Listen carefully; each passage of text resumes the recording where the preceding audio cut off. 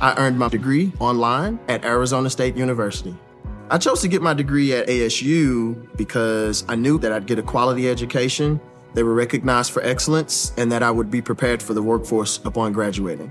To be associated with ASU, both as a student and alum, it makes me extremely proud, and having experienced the program, I know now that I'm set up for success. Learn more at asuonline.asu.edu.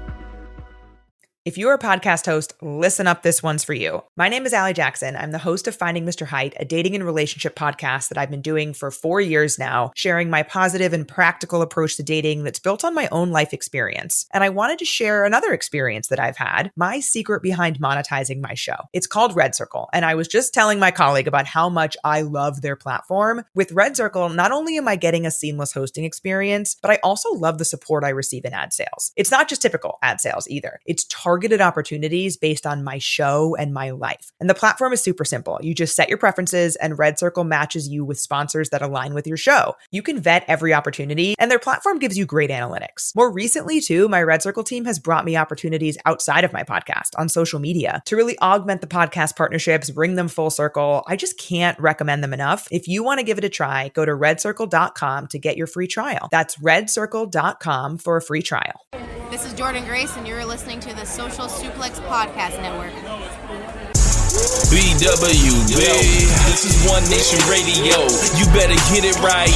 Rich Latta, James Boyd came to give them life. The Blackest Wrestling Podcast has come to kick all ass and drop it 6 feet if they kicking trash. Word, let me welcome y'all to something different. And if you dig it, man, you should let some friends listen. We be getting it in, this on the regular, dude. Ravish and flow, but this shit rule. See, James don't rap, so I had to break it down. The whole network, man, we coming for the crown. Raps in the columns, I keep them both covered. Making the beats too, so the listeners can bump it. Hit us with the rating, yeah, I'm saying it's a 5. Before you hit it, talk, bob your head side to side. It's One Nation Radio, and this is the beginning. It's Rich, and I'm here with James. It's time to listen to One Nation. We got to unleash the power of the pyramid. This is Mike Sempervive from WrestlingObserver.com. Check me out on Wrestling Observer Live every day. And also check out your boys, Rich and James, on One Nation Radio. This is Kenny Omega. We're listening to One Nation Radio. Check it out, guys. These guys know what's up. Big Kenny Omega fans, and that's all that counts to me. Goodbye and good night. Bang. Hey, folks. Welcome to this special edition of One Nation Radio on a Saturday. We cannot get to you on a Thursday. I believe that was Thursday was the correct date, right, Rich? I think so, yeah. Yeah, so had to wait, but Thursday couldn't get to it. So Saturday we give you special One Nation Radio for the death of Hulk Hogan. Died at age of 71. Rich, where would you like to start? Fuck 'em. I'll start with that.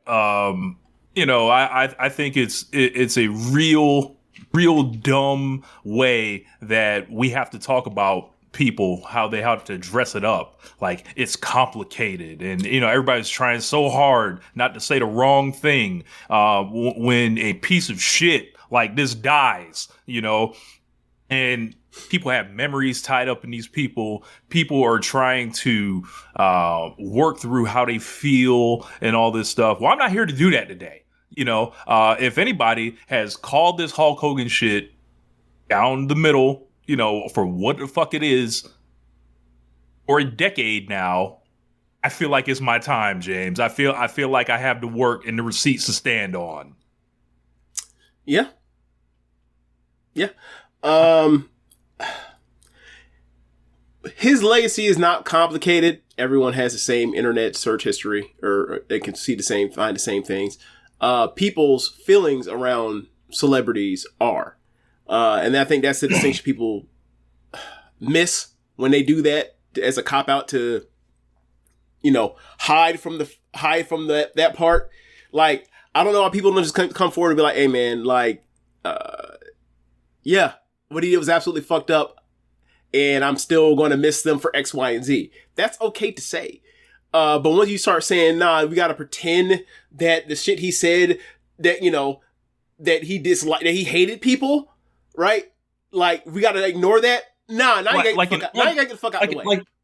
not even just hated people, like an uncommon level of hate. Oh yeah, this is not. I don't want to live next to black people, or that person got what they deserved by the cops. This was I fear that my evil ways and karmic justice will have me reincarnated as a black person.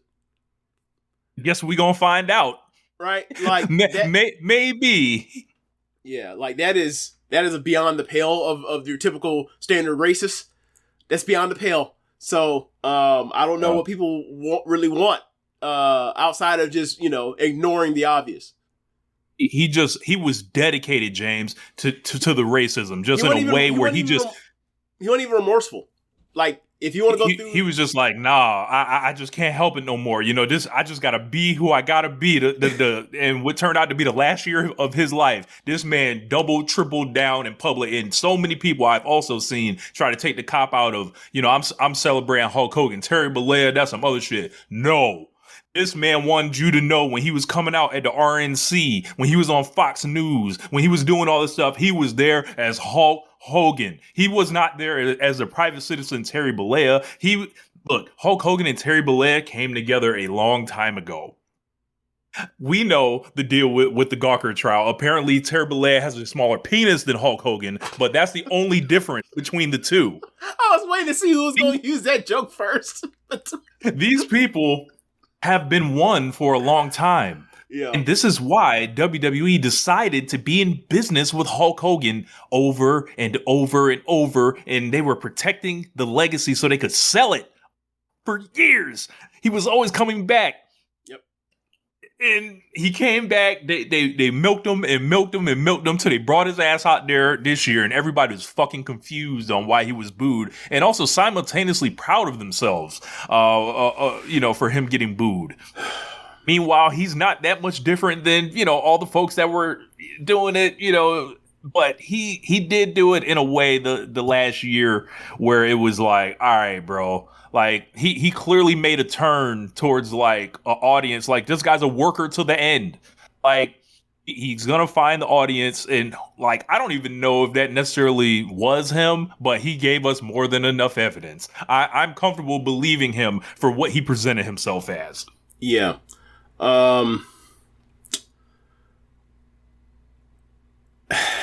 So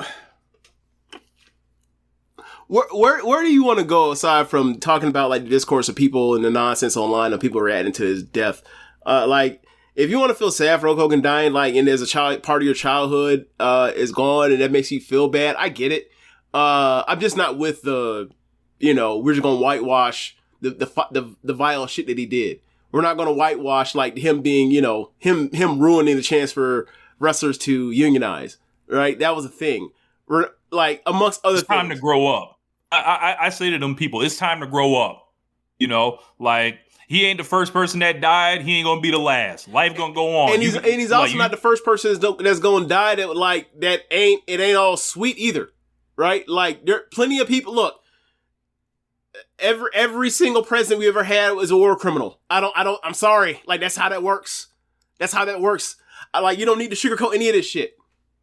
But what did LeBron James say? Y'all gonna have to go back to y'all lives tomorrow. Hulk Hogan wasn't coming to help you pay none of them bills. Hulk Hogan wasn't coming out there to put food on your table. You were just out there being a mark. JD from New York. Oh, Lord, what did he say? Fuck what he said. I don't even know what he said, so that's why I'm asking. But okay. Same.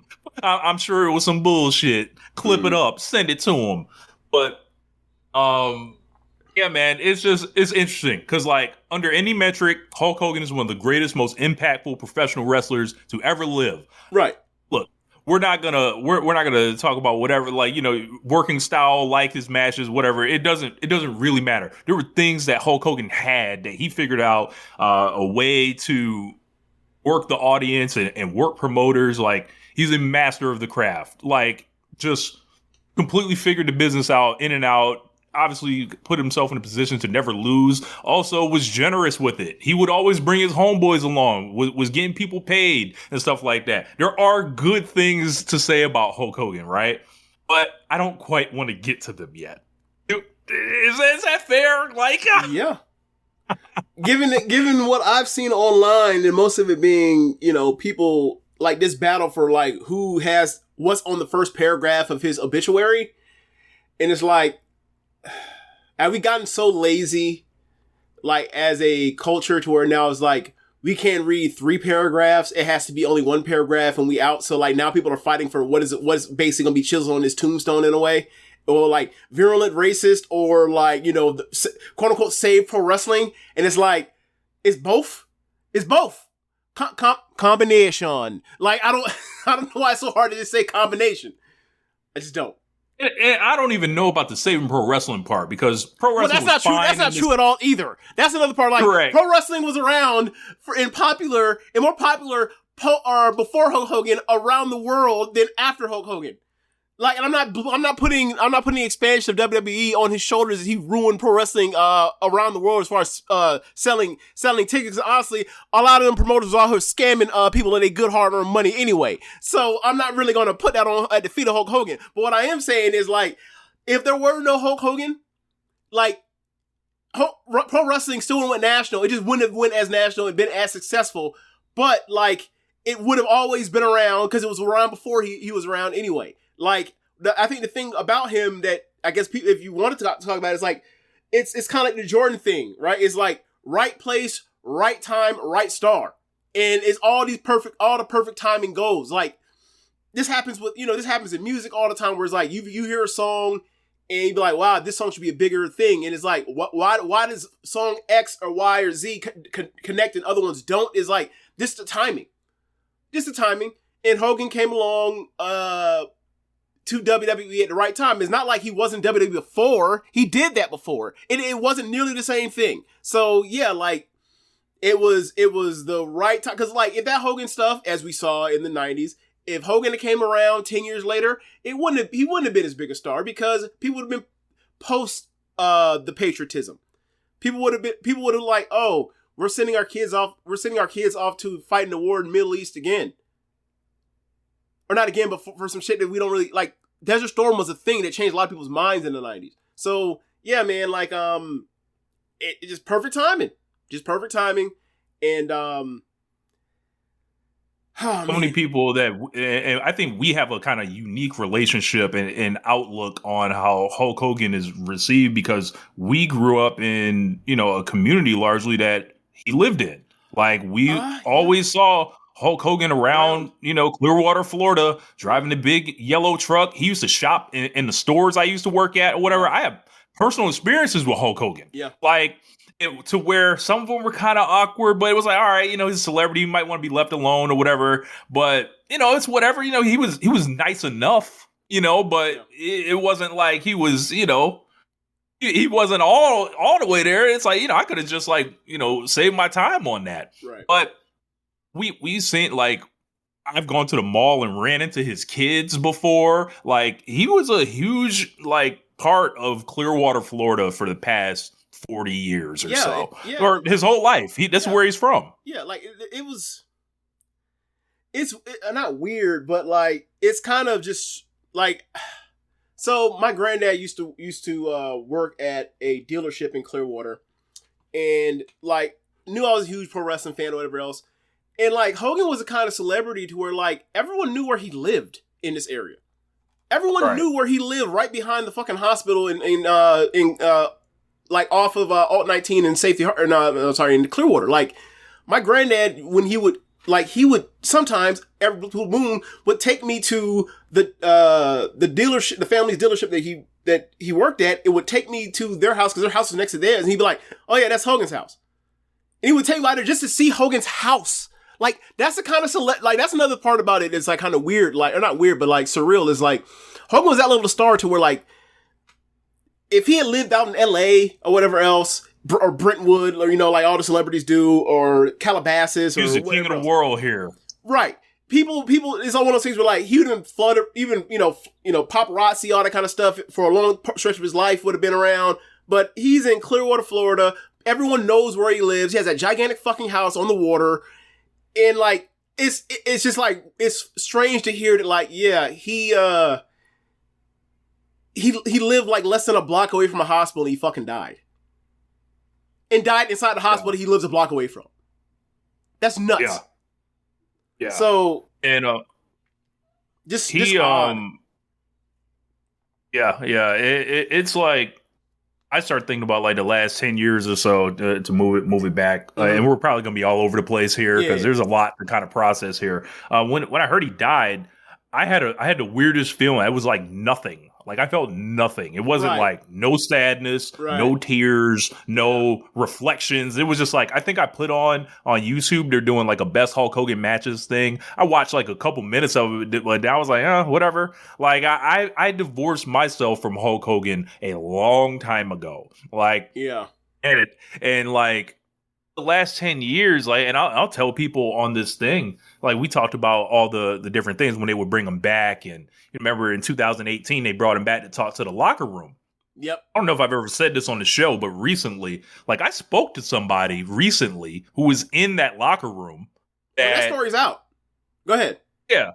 That basically was like that co-signed like to me exactly what you think the story is, like as far as like, hey, the social media, blah blah. The person that was in the locker room told me it was like, yeah, and that shit was fucked up. And we kind of looked at him like, yeah, he don't get it. Yeah. The story is that like instead of him walking to the locker room and being like, yeah, remorseful, sorry for the pain he caused people, it was, hey man, social media age, you gotta be careful with the things you say online. You can't get caught, which is equivalent to, like somebody gets caught for trafficking, right? For trafficking dope, and all of a sudden like their response is to the youngins when they gotta do their community outreach is don't get caught. It sound like a fucking Jeezy album. It's don't get caught. No, it's you don't feel bad for the things the crimes you committed.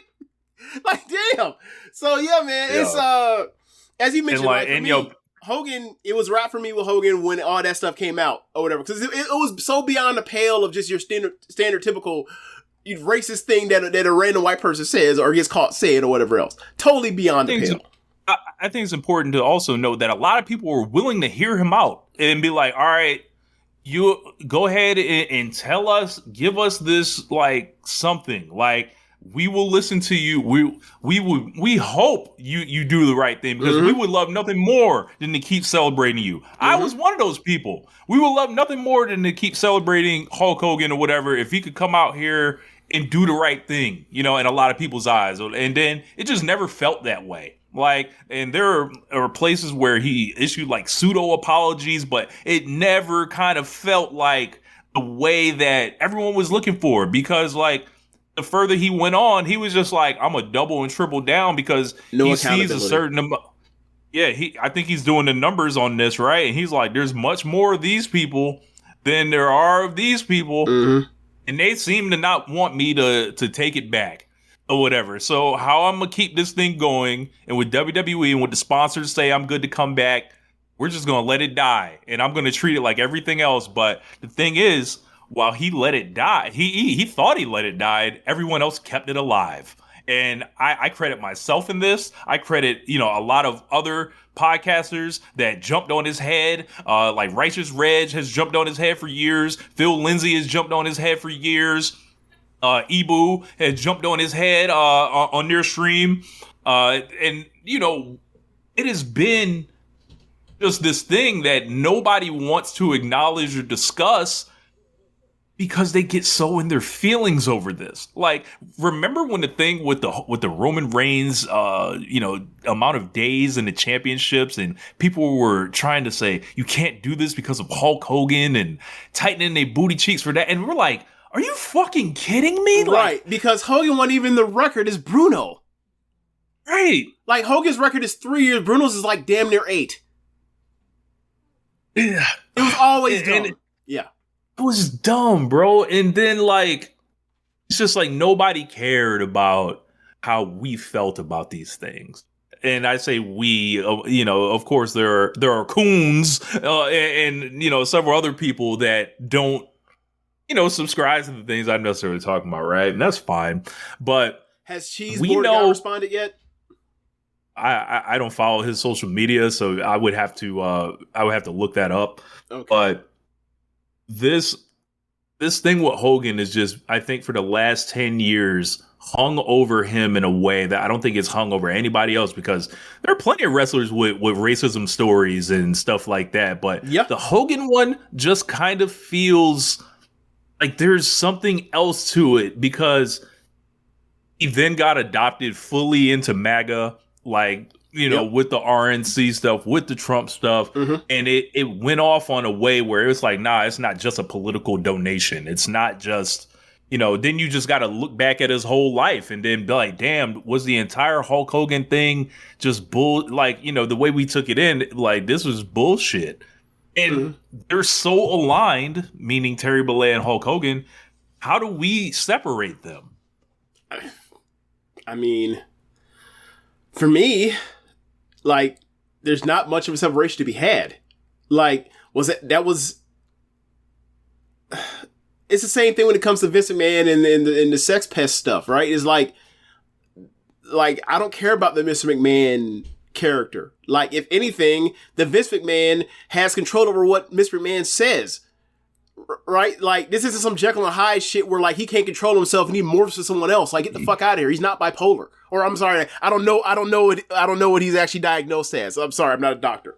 But you get my point. Like, at some point, the separation between the art and the artist and, like, a person, at some point, accountability comes into place. And when Hulk Hogan ever got even drugged close to the water of accountability for any of this stuff, he always had an excuse. It was either, don't get called on social media, or it's the, you know, everybody was saying that stuff in Tampa, in South Tampa. Yeah. Cause, right. No, Brooke Hogan, of course, we know she was into the niggas. I'm gonna just say it, he had the whole thing. He's like, if I, rather she was gonna fuck some nigger, I'd rather have her marry an 8-foot tall nigger worth $100 million like a basketball player. I guess we're all a little racist. These are the things this man said on tape. This man said that man wants an 8-foot. He wants a giant Gonzalez-sized Negro to be able to, like, be, with Brooke, El Gigante sized, Blizzak guys. Yes, speaking in Carney and all this stuff. So it's quite fascinating. It's quite fascinating because of all the places for Brooke Hogan to grow up, I think it's funny that comment just came in. Yeah, I just saw that. I don't even know if I want to acknowledge that. So, man, Hogan's career started in the early or late 70s. Tampa, going all over, kind of trying to use a heel. He's teaming up with Beefcake, all that stuff. Later on, he was huge in Japan. One of the greatest foreigners in Japan ever. They did a big thing for him. I see AEW has not spoken a word about Hulk Hogan, which is fucking hilarious. They shout out everybody or whatever when they die. Look, tonight when Collision comes on, I imagine he's gonna get like the ticker at the beginning and that's it. Terry Bollea, aka Hulk Hogan, a picture, and year of birth, year of death. I think that's all he gonna get. Yep. So drew a ton of money all over the place. Yep. We all know that. The biggest draw of the 80s, one of the biggest draws in wrestling ever, if not, like Dave kind of says, he's the guy that... In the discussion, top 5 ever. He's drawn more fans to wrestling over a career than anyone. Probably.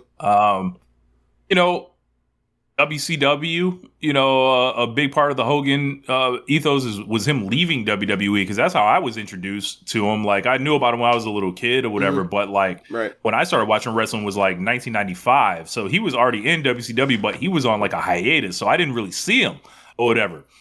Like, I, started seeing Razor Ramon pop up on there, and then Diesel, and then, oh shit, Hulk Hogan, with the NWO, and then I don't really know much about Hogan, but from there, as a pro wrestling performer, this is an all timer. Cuts the promo to do the NWO shit. what people thought they were going to see with Cena this year, which I think is the difference between Hogan and Cena. Like, no doubt, close your eyes. They call him the Babe Ruth of wrestling. Like, this is what Vince McMahon wanted to call him, essentially. So, like, there are not enough superlatives to talk about, you know, his impact in the professional wrestling business and, you know, whatever you enjoyed about, you know, his work and stuff like that. But for me, it's so long ago. And I grew up in an age group where most of them fucking Hulk Hogan matches sucked on pay-per-view, bro. Yeah. Like, yeah. So, like, like I wasn't there watching in the 80s when he could still do something. In the early 90s where it was like, okay, there's something there slightly getting sick of him. I was watching Hulk Hogan maybe defend the belt once a month on pay-per-view, and that shit's sucking. So, like, I don't know, man. It's Hollywood Hogan and Jay Leno, shit like that. It's like, come on, man. Like, the Hogan and Piper in WCW series, like, nah, man. Yeah, that shit, awful. Like ass. And you know, but like this guy, NWO. Like, for those that don't know, like, I don't want you necessarily to go back, but as bad as, you know, younger, because you have younger listeners, like. You think this Cena retirement run as a heel turn is bad wrestling, bad matches? Brother, that Hogan WCW championship run from 96 through 97, boy, the matches were worse. Flat out worse. Not even close. You think Cena's doing bad? Hogan was worse. Hogan was out here getting dud ratings from Meltzer. Duds. Negative star matches at times. Yeah. Bad. Slammed Andre the Giant several times, you know. Except for the, you know, we're not supposed to remember. They also remember the one that counted with WrestleMania 3, which is the shittiest looking one. Yeah. WrestleMania 3, they held up a lie about this. Like, everything's a lie about Hulk Hogan, bro. Like, it ain't like, you know, like, yeah, it wasn't no fucking 93,000 people there, but like, y'all even broke the record in Wembley a couple years later with Bret Hart, the British Bulldog. Boy, you can't say Bret Hart had more fans there than Hulk Hogan. Then it's funny you're wearing the Bret Hart shirt. We know the relationship between Bret Hart and Hulk Hogan. Oh, you know, the lack of jobs being done. And, that was a total coincidence. I just had this on. Right. Yeah, his hair fucking sucked. The colors sucked. Now this man attacking his male pattern baldness. Like, god damn, like just let that shit go, dog. But you know, the Mega Powers, that was a big thing.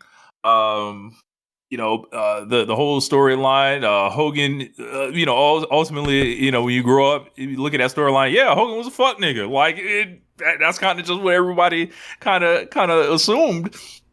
You know, him and Warrior, you know, they tried to get off Hogan. Yep. Because Hogan was getting too old, so they needed a new ace. And then Warrior was even more unreliable and unstable. And actually, probably somehow a worse person than Hogan, which is fucking nuts. If you know far less about Warrior than we even know about Hogan. And yeah, man, they had to get back on Hogan. They had to get it back on Hogan, and Hogan did one of his classic all-time working things where, you know, I'll do the job for him, but I'm gonna make it all about me. Like he just did that, and he hadn't done a clean job, I think, since 1982 at that point. So they give Hogan all the big new opponents after, like, he gets Earthquake. He's the one that actually, you know, gets to take some time off. Of course, he was in Rocky, you know, years and years before that. Yeah. He was the biggest star in the world before Vince got him. You know, he was in the AWA. Yeah. And it was like, if you ever see some of those AWA tapes or anything, like, you see how much the crowds used to go crazy for Hogan in the 80s. They're it's losing nuts, it, bro. Like, it's fucking nuts. It's always fun to watch. What's the one thing that's the positive about watching older like era like wrestling is, like, the crowds are so much more enthusiastic, and they display it, and you can see it on the crowd reaction. Like, now everyone's, you know, kind of already recording stuff from their phones for clips and, you know, whatever else they're going to post themselves, or they're looking at their phone. You got to compete with the phone. Man, them people was out here lining up in droves, driving from all over the state to go to see Hulk Hogan. That was absolutely a thing. And like, that's one of those things. That's one of the things that makes it like sad for me is like the last decade, since 2014 when that shit came out was like, Hogan was a part of Americana for my life. Like, he's one of the biggest stars of the 80s when you think of like male machismo in a way, right? Like you see the action movies, you see Schwarzenegger and Stallone shooting motherfuckers up, right? And then on the other end you have Hogan and he's kicking whatever foreigner or whatever big evil motherfucker's ass. And like that's a part of it is like this country, and keep in mind Hulk Hogan's 6'4". He's listed at 6'7", right? He's really 260, but he's listed at 290, and it's like he's the big guy, but he's wrestling as an underdog for a lot of his matches, and it fits with like the how America identifies itself. Like we like to be the underdog when we're the evil empire, right? Like we like to pretend that we're underdogs. Meanwhile, look at our GPD, right? And like that's one of the sad things is like when you are a black person in this country, like you grow up and you think of America and you learn about America the same way that everyone else learns about America. And then as you grow up and you see more and more things, you start realizing America don't love you like you would like America to love you and how you will love America. And the people that I'm not a part of this. Not only are you not a part of this, they don't want you. They didn't intend you. People don't want you to be a part of it. That's a better way to state it, right? So when Hogan, who literally is the red and yellow, yeah, but like he's out here with the red, white, and blue all the time with it, right? He's almost like a folklore hero. It's similar like a part of mythos. Almost like people talk about like Hulk or Superman, right? Where it's like truth, justice, America way for Superman. It's like train hard, say your prayers and take your vitamins, right? And like you find out that later, like that symbol also feels that way about black people. It's like it literally is just like another part of another part of the American experience with black people. It's like this thing that like sounds cool. It actually fucking hates you. Wish you didn't exist. And wish you were left the fucking country. And that's the part that's heartbreaking. That's been heartbreaking about this whole Hogan thing the last 11 years or so. Is like I want to say a few years ago, I found some old pictures of myself as a child. I'm in fucking Hulk Hogan pajamas. Hogan was my first favorite wrestler, right? It quickly switched over to Ultimate Warrior, but like you get my point. Like I was a huge Ultimate Warrior fan. He disappeared, and I was right back to Hogan. And like I have a lot of really good memories about him in my childhood and all that kind of stuff. And then like the last 11 years it's been shit. It's like, all right, well, another person I what do you call it? Celebrity culture and all that kind of stuff. Another person like I gotta let go of. Other people even decided to cling tighter to him, which is I find that to be stupidity, but whatever. People cope however they want to cope. Like they cried their eyeballs out, and I don't know, man. I feel like some of this shit, like the Hogan embrace, is like antagonistic. Hogan died to me 11 years ago. Yeah, like this shit is antagonistic towards me. It is radicalizing for me. The amount of people that we know that obviously ran the Hulk Hogan over the years, they're posting their pictures with him and stuff like that. And it's like, hold on, did you not hear about none of the shit that happened the last couple years? Did you not? See, that's the difference between me and you, right? Like all around that same time frame. If you think about it, right, Rich? The Hogan shit came out. Trump goes down that elevator, right? Ferguson. All that stuff's around 2014, 2015. So like, guess what I did in 2015? Like, my Facebook's still up. I rarely ever go on it because I don't want to see my high school friends or the bigoted things they say. Like, should I just delete it? I probably should, but I haven't. So yeah, like that's all a part of it. So you say you've seen some of your first day Hogan pictures? I haven't seen none of them because I don't go to the bad place and feel bad no more. That's amazing, man. you think about how his role in fucking up WCW, the creative control, just too much. The stuff with Sting, the fast counting, ultimate politicker, Hogan. No one can. That doesn't work for me, brother. There's, calling any wrestler Hogan, if they win too much or they're getting a push, yeah, that's or whatever. Thing. Yep. The nostalgia runs that started in like 2002. Hell, they started in 99 when he put the red and yellow back on, or whatever. Sure. And like, him versus the Dungeon of Doom, bro. You talking about some rotten shit, bro. The alliance to end Hulkamania. I've watched that match so many times. It's so fucking funny and ridiculous and absurd. That is Macho Man and Hogan, and they beat up the Four Horsemen, the Dungeon of Doom, Lex Luger, fucking Zeus, whoever the fuck they can all pull out. And where the fuck did Zeus even come from, bro? It's amazing, man. Hulk Hogan made terrible movies. No, hold on. Before we move on from WCW, we got to talk about him and Flair in the Yappa Pie Indian strap match, brother. Oh my god! So he wrestled Flair a million times. Oh yes, in WCW when he first gets there, but it's two different tones towards the end. So like. There's like when he first gets there, it's the dream match of the 80s, Ric Flair versus Hulk Hogan. Right. He beats Flair like 4 times in a row and retires him or whatever. Yes, Flair loses that many damn times to Hogan. Yep. They go to war a little bit during the WCW NWO era, but then that ends, and then Flair's like the president and shit, but they gotta like turn him back. So like they do we'll talk about the finger poke of doom too. Oh god, yeah. They do this thing. They do this first blood cage match to basically switch them. So Ric Flair is getting his head buzzed, bleeding and shit, but like the ref's not calling it, and Arn Anderson is helping Flair cheat, but Flair's a good guy at this time. And they switch, and he fucking hulks up with the NWO gear on and shit in that cage match. They do it. That match is like fucking hilarious too.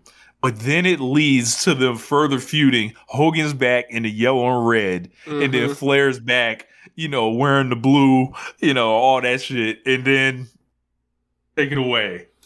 All right, so I believe Flair and whoever else beat the shit out of Jimmy Hart, right? So they beat his son too. Oh yeah, I forgot the son was involved in that one. But they took. Or the NWO beat on David Flair. Yeah. So Hogan, they're both on WWE's YouTube. Like I'm gonna have to put the link out or whatever else. But Hogan says, you know what, you taking it too far when you.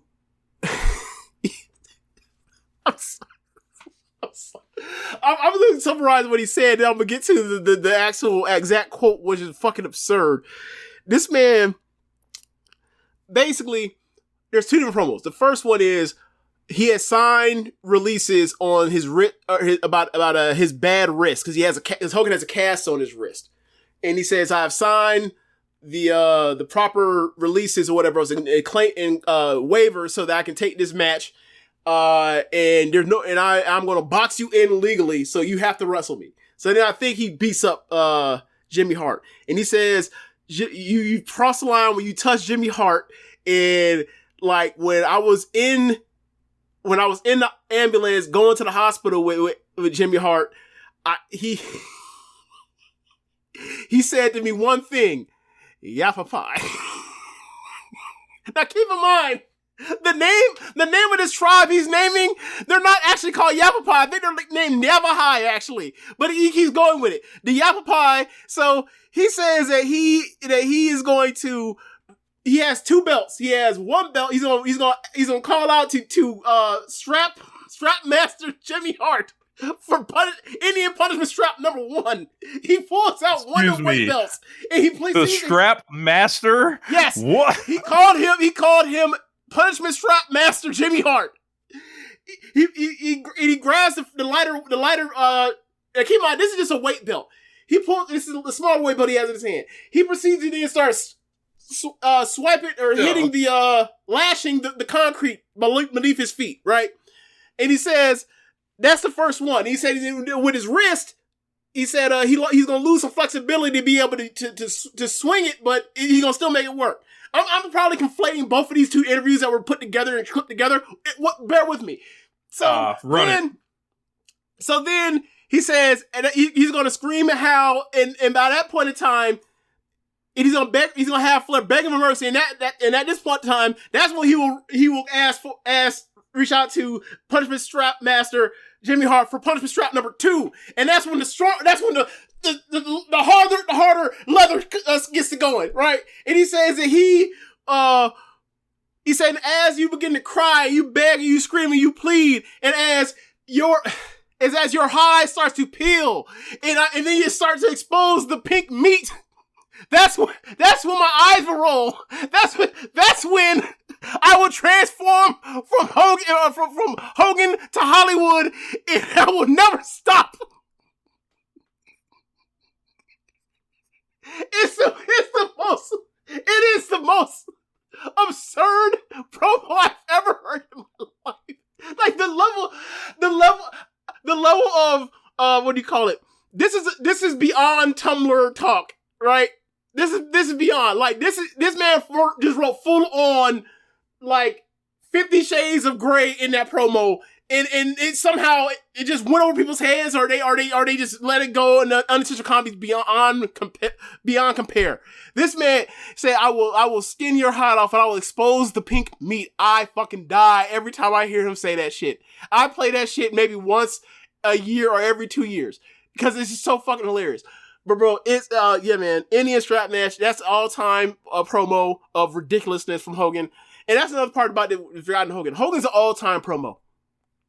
He's an all time promo. Oh yes, but like don't get it twisted with the prayers and vitamin shit that he does, like early in his career and shit like that. Like when he turns heel in WCW, his heel promos are fucking incredible. Oh, yeah. Eric Bischoff, you would be still selling meat from a truck in Minneapolis. Look, he should have left Bischoff ass there. But the thing about Hogan's promos were they were very 80s, right? Yeah. Like, oh yeah. But there would be times where, and then sometimes they would go into like the cartoony shit like that, and like Nash, it was a conflict with like Nash, because Nash had kind of like a totally different style, especially when they first started the NWO. Because white ones, and he's still, and like Hogan's almost ready to like bring, it's in black and white, right? And Hogan almost wants to bring like the 80s color, and he almost wants to go cartoonish during the whole thing every single time. Yeah. And you can just look at the vibe, like Nash and Hall kind of will be laid back and cool, and Hogan almost wants to be like, you guys haven't started the cocaine and cut this promo yet? That's what it looks like. He looks like Hogan he ready to bounce off the fucking walls like Flubber. Yeah. Yeah. So, but like he figures it out, and he's got like, a fair share of like different memorable promos.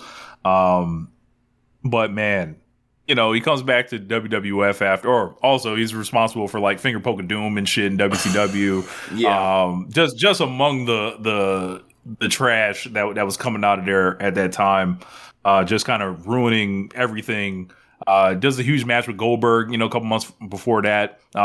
Strange because Goldberg retires and then Hulk Hogan dies, the following week. The Hulk Hogan and Kidman thing, yeah. He said Billy Kidman couldn't draw flies to a flea market or some shit like that, or he couldn't sell at a flea market. And then does that fucking job that everyone knows is a fake job. Yeah, because I'm playing ball and helping the guys get over it. Everyone's like, "All right, bro, we know you full of shit. Get out of here." No fake jobs. Him running to Japan every so often, and then him basically come out there saying, this WWF belt, this shit is a toy. I want the IWGP championship, bro. And meanwhile, this is Keiji Muto who he's like working with, so he can beat Muto. Even Muto didn't have it going to that level. But there's a lot about Hogan's career, I think. You see it through the WWF lens or whatever. I grew up with Hogan basically challenging the WWF, and coming back, he gets his big match with The Rock or whatever. Everyone just fucking goes crazy for him and loves him, and he works the business again. And in that year, James, he works and basically pulls the rug from under The Rock. He does the shit with Triple H beats him. Brock Lesnar kills him at the end of the year. Works with Undertaker again, and then like Hogan and Shawn Michaels a couple years later, where it's like, all right, who's going over? And then it was supposed to be a 3-match series. It wasn't going to work for Hogan. Shawn Michaels basically takes everything out on him that he's hated about him over the years in the build. And then he has the best Hogan match ever, even though, he's flopping around like an idiot and all that shit. But there's a lot there. TNA kept thinking he was the answer for years and years. Yep. It's just like people just didn't know when to quit the Hogan thing. And Eric Bischoff had a lot to do with this because he started doing a lot of business with Eric Bischoff and Jimmy Hart. And Eric, I think, doesn't really get it's funny because when they came out with the Real American Freestyle thing with Eric Bischoff, and I'm just like, yo, he has found himself tied to Hogan in a way like that argues as much as Vince was tied with Hogan at a certain point. It's much more of a length of time. And I would say it's worse because Bischoff only had all his good ideas was stuff. It's either all of it involves Vince. It's how to counter program Vince or how to use Vince's own stars that he also helped make. And Vince, he moved off. He always, once you hit 40, he basically moved off of you. That's changed in the last decade, but still, it was like once you turn 40, I need to get you off TV. I need to move on. There's people say when Hogan was getting that divorce, he signed them trademarks over to Bischoff and shit to protect his assets and everything. So Bischoff and Hogan are tied in almost on a deeper personal level at this point. Man. And I think Bischoff's gonna basically try to pimp this Hogan shit out going forward, that Real American Freestyle. This is Hulk Hogan's vision and all this shit. That's how he's gonna try to sell this shit. He gonna try to get off Hoganism like Inokiism. It's gonna flop, but this is what he's gonna do. It flopped before Hogan died. Look, for all we know, this could have been what got Hogan over the edge. This one might have pushed him off the cliff. The way that how bad that shit drew, that American Freestyle shit drew. That shit didn't even have 100 tickets sold, didn't it? I thought it wasn't only double digits. I think they had a basketball arena and they had 300 tickets or something. Oh, okay. Oh, same difference. There you go. Yeah. And they kept bringing them back and back and back. And people just couldn't stop buying Hulkamania merch when allegedly they already had it or whatever. He had to be around, all this shit. And it was I just didn't understand why they kept insisting on this. But then I started putting it together and figuring it out. And, I would get a lot of pushback in my columns that I would write about Hulk Hogan. Pushback, maybe an understatement. I remember lordsofpain.net. I think I dropped two different. I think I dropped one column when he first came back. I would say, racist Hulk Hogan is always coming back or whatever, and that one got him. But the one that really pissed him off was I said that they were using Gene Okerlund and him dying to basically roll out the Hulk Hogan as a rollout. And sure enough, he shows up at WrestleMania 35. So I have never been wrong about Hulk Hogan. Much like Cody Rhodes. I have never been wrong about Cody Rhodes, right? But the Hogan thing, I'll take a slight L on Cody, but the Hogan thing, I saw it for what it was because for me, this was beyond wrestling. I wasn't evaluating this in a wrestling context like a lot of other people were. I was evaluating this on a societal context because this was a reflection of everything that was going on in the last 10 years. Right. And I felt like who better than me to put this together? I'm like, okay, I'm very familiar with Hulk Hogan. I'm very familiar with wrestling fans. I'm very familiar with what the fuck is happening in the world right now. And I'm going to go ahead and tell people what's happening. And it's on them to learn how to deal with it. Right. And they could not.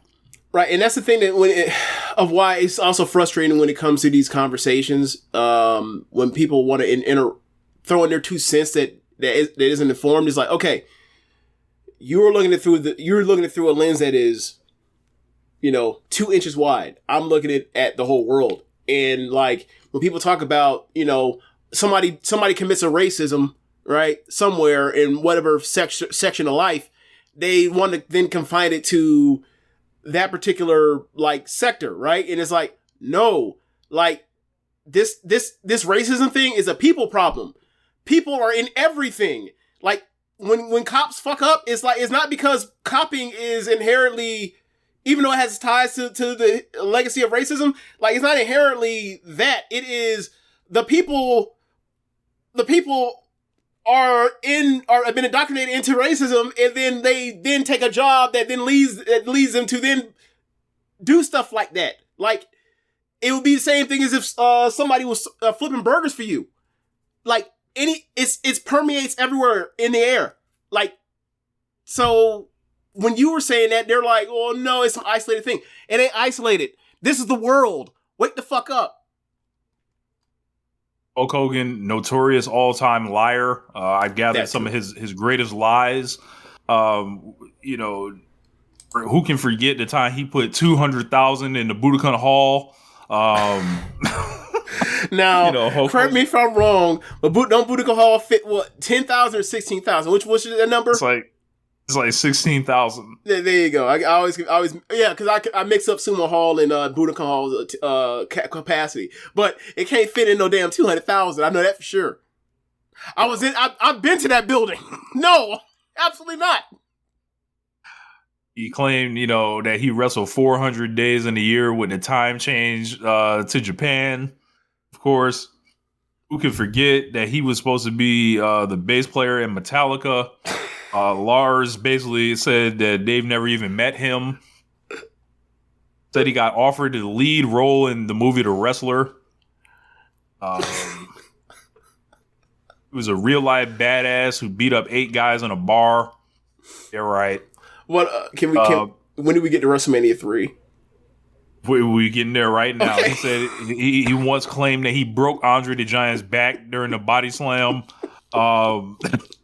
He said that on another occasion, Andre the Giant died a few days after WrestleMania 3. Meanwhile, that nigga lived 6 more years. Every time Andre the Giant is mentioned, he progressively gets heavier. Yeah. There are more people there. Yeah. He claimed Elvis Presley was a fan of his wrestling. Elvis Presley died in 1977. Hogan didn't wrestle until 1979. He says he was the first wrestler to play guitar. Someone like the Honky Tonk Man was already doing this way before that. He said he was blackballed from Hollywood for doing Mr. Nanny. No evidence supports this. The film just flopped. He claims that he discovered The Rock. Meanwhile, how would he discover The Rock when The Rock was with his father and Pat Patterson? How did that happen? I don't know. Well, you see, like, he discovered him the same way that Christopher Columbus discovered his continent. Like, people are already fucking here, but never mind them. Fuck them, because they're not white. Like, that's basically what it comes down to.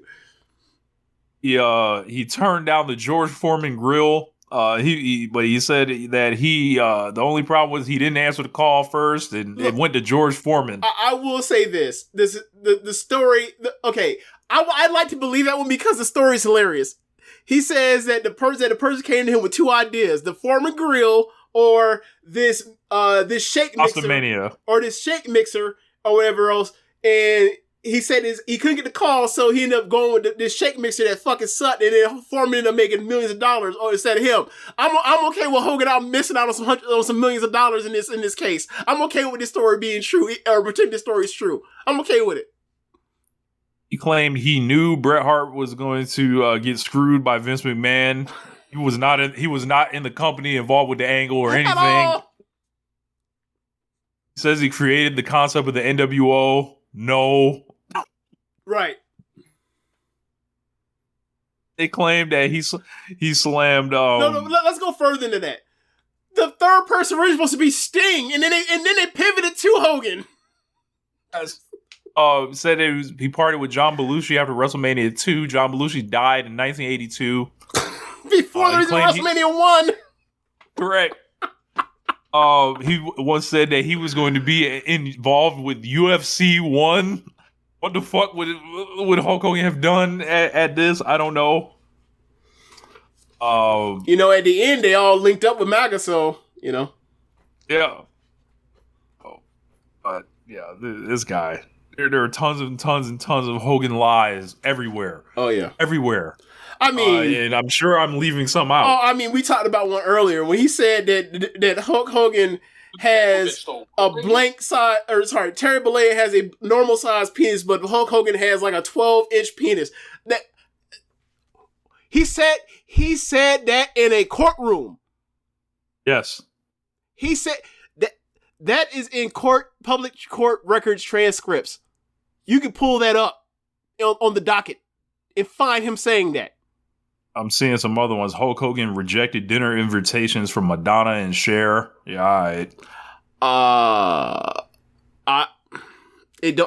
What I'll say is this: it don't seem like, from what I can tell of that era, that Madonna would have wanted to invite him anywhere. Madonna back in that era, it seemed like Madonna had the same curiosity that Brooke did. Correct. And to this day. So who can forget WrestleMania 9 when he shows up with the black eye? And apparently, they said it was a jet ski accident, but apparently Macho Man may have put hands on that man. That's the. I didn't know about that. I didn't know about that rumor.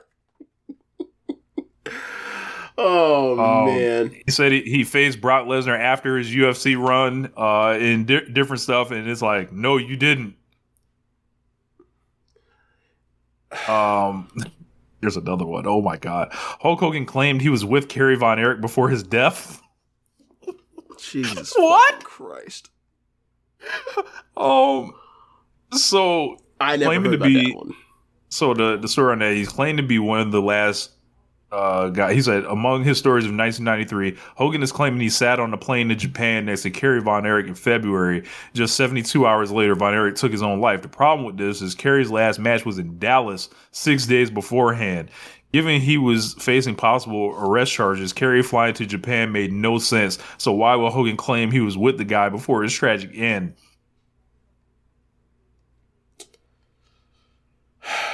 Yeah, Hogan fought pride fighters in the 1970s. Oh, Jesus.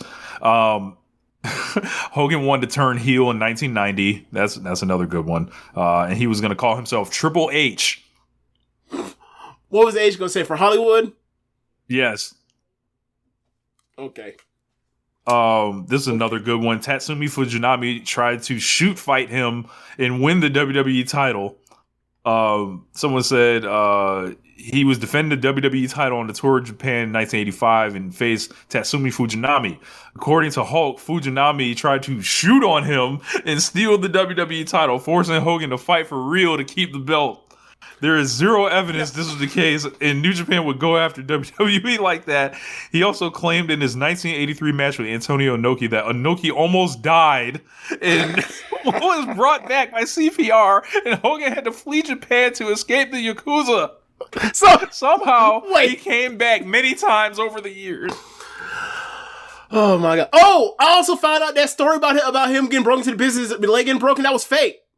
It was fake. Yes, Dave this week talked all that shit. It was like, hey man, he actually did not get his leg broke. This man had a sprained ankle, and then took a couple of days off. Now, Rich, Hogan was always a liar about the injuries. Like, keep in point, the picture you put in the before we opened with this, the story was after that match with Undertaker. He went to the back and told Undertaker, my neck's fucked up. You dropped me in my head, brother, all that kind of stuff. And Undertaker said that, he felt sick to his stomach. He thought his career was over or whatever else. And then he saw the video. He's like, his fucking head didn't even come within 6 inches of that fucking steel chair. And that's one of the reasons why Undertaker has always been shitting on that man ever since then.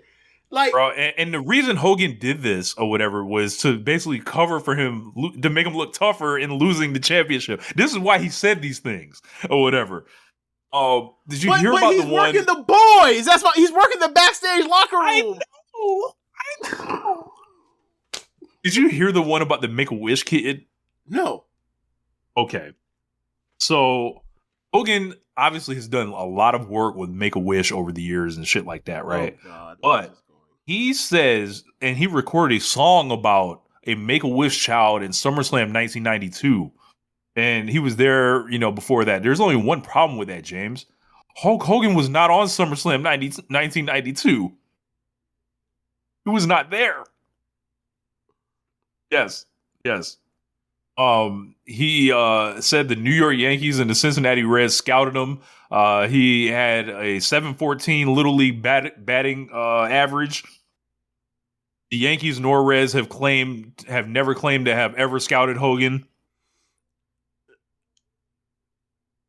He wrestled 400. Yeah, that's another one. Bro, that's nuts. Yeah. All-time liar. All-time liar. Like, so much lying. I mean, have we discussed putting him in the Hip Hop Hall of Fame for all these lies? or he can't get in, or he can't get in because of his, as you know, the what do you call it? The complicated legacy precedes him from getting in. Is that's how you play it? Okay. Back to the Hiro Matsuda thing. So like, the story is Black Saber Jr. Nigga think he Tony Gwynn. Bro, I shit you not. I looked up like yesterday. I was looking up like highest batting averages like in the last like since this like millennium, whatever else. And somehow when I was scrolling through, I saw Tony Gwynn at like hitting like 370 something. I was like, God damn, Tony Gwynn. I think it was 94. Yo. Anyway. Yeah. So like Hulk Hogan, the thing is what they would do, sometimes they would break people that were outsiders with wrestling, that people just walking off the street or whatever, want to be a wrestler, they want to keep the business closed, but that's how they did. Hulk Hogan from day one was an insider because he was around Tampa and was personally recommended by Terry Funk to go to Hiro Matsuda. So it was like, nah, he was like, they're like, no, that like all that shit has been a fucking lie. Year after year after year, they told these stories or whatever. Yeah. Man.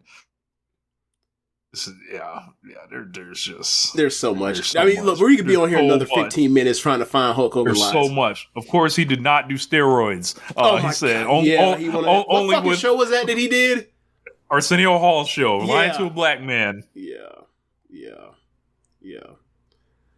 And apparently that's like the reason why that's what made the feds say, okay, fuck you. Now we're finna really kicking the door on WWF and Vince and him over the steroid stuff. Yeah. But yeah, like this guy completely fascinating, like in a way to where like, you know how Andre the Giant, like there's like, you don't know what the fuck is fact and fiction. Hogan, I think, was a cosplay version of that because you could easily find out the lies or whatever. I feel like the problem is Hogan is the one that was trying to create his own mythos, and like that's the part that backfires on you. Like Andre, because obviously he doesn't speak English that well, it was like people had to tell these stories to make him larger than life, even though you look at his size and your imagination runs wild, and also the way he looked. With Hogan, it's like he taught himself out of his own mystique. If you were an adult and had some damn discernment, but if you were our age, you would believe some of this stuff, and then you grew older, and you're like, oh, this man lying his ass off. Like this sounds. Never mind. I'm gonna leave it alone. I'm gonna say all these lies. This sounds like gangster rap. But I was gonna say some names. I'm gonna leave it alone. I'm gonna leave it alone. But yeah, man. I mean, you cannot tell the story of pro wrestling in our lifetimes without Hulk Hogan. You absolutely cannot. And so I think it does a disservice to people to act like this guy, while doing some great things, also did some heinous things, and you know, either intentionally or ignorantly made the business less popular nationwide than it was before. I'm not saying he's a bad guy. That was always going to happen, but he was the biggest star of the rise of it. I lay that blame more at Vince McMahon because he's the businessman more than Hulk Hogan, obviously. But yeah, like absolutely incredible career, all-time draw, all-time legend, piece of shit. Fuck nigga, like racist. MAGA to the end, you know, like the current president, you know, talked about him, and ultimately a worker at the end of the day. Like this whole shit, the last year was his new work, or whatever. Like, that was the audience that was gonna not see through that shit. Like, who knows? Like, they could be getting worked or whatever with all that shit. We don't fucking know. Like, but like he came out there and was like, "This is how I'm gonna keep it going. I'm gonna get this beer going. I'm gonna sucker WWE in. I'm always gonna be Hulk Hogan until I'm not," which he's not anymore. And you know, you want some more Hogan lies? Yeah, sure. Yeah. Okay. Hulk Hogan claimed he had been offered and turned down a Legends match at WrestleMania 22. The alleged match, Hulk Hogan versus Greg Valentine. In 22, that's 2006. Correct. Hogan claimed that he was blackballed from Hollywood because he turned down a gay producer's advances in the 80s. He claimed that Harley Race came to the arena with a gun in Kansas City in the 1980s and set the ring on fire, and then he ran into Hogan. He shook his hand and thanked him all he had done for wrestling and asked for a job. He claimed he was the wrestler responsible for the WWF first selling merchandise, and he had to talk Vince into it. He claimed he was going to commit suicide, literally had the gun in his hand pointed at his head, and he got a call from Layla Ali that he took a sign that he should keep trying to live. He claimed that Vern Gagne got Nick Bockwinkel to shoot on him during one of their AWA title matches. Hogan shot back and won the fight. He said that he wanted to drop the title to Piper in 1985, but didn't think Piper would be willing to lose it back to him. Okay, Brett. Amazing. Amazing, brother. Yeah. Hulk Hogan, man. What a life. 71 years old. And he like decided he just hated black people so much he just couldn't take it no more. He just had to be free and be himself. So I'm glad he got to be himself, but fuck that nigga, and I hope he burns in hell. I think he's mad at us because he was making fun of his weak ass leg drop all that time. I think really that's what it came down to. He was tired of us laughing at him. Anyway, thanks for listening, y'all. That's the end of the show. Be sure to raise whatever app you use and listen to this with. If you are watching from the stream, be sure when this show is posted in the show notes to go to the link to Red Circle and donate there.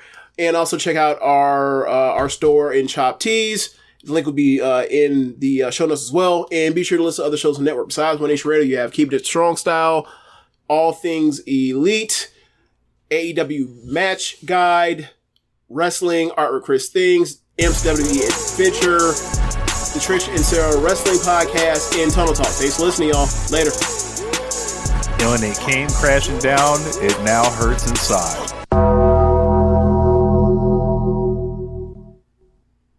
If you're a podcast host, listen up, this one's for you. My name is Allie Jackson. I'm the host of Finding Mr. Height, a dating and relationship podcast that I've been doing for 4 years now, sharing my positive and practical approach to dating that's built on my own life experience. And I wanted to share another experience that I've had, my secret behind monetizing my show. It's called Red Circle, and I was just telling my colleague about how much I love their platform. With Red Circle, not only am I getting a seamless hosting experience, but I also love the support I receive in ad sales. It's not just typical ad sales either. It's targeted opportunities based on my show and my life. And the platform is super simple. You just set your preferences and Red Circle matches you with sponsors that align with your show. You can vet every opportunity and their platform gives you great analytics. More recently too, my Red Circle team has brought me opportunities outside of my podcast on social media to really augment the podcast partnerships, bring them full circle. I just can't recommend them enough. If you want to give it a try, go to redcircle.com to get your free trial. That's redcircle.com for a free trial.